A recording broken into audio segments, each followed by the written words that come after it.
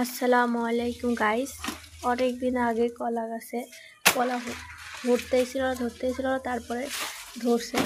সেই কলা গাছের কলা বড় হয়েছে, এখন ওই কলা গাছ পাড়া হইতেছে, পেকে মানে পুষ্ট হয়েছে, সেটা নামানো হচ্ছে। দেখতে থাকেন, লাইক কমেন্ট শেয়ার সাবস্ক্রাইব করবেন যদি ভালো লাগে। কোনো সার ওষুধ ছাড়া বাড়িতে কলা হয়েছে, কোনো রকম রাসায়নিক পদার্থ ইউজ করা হয়নি।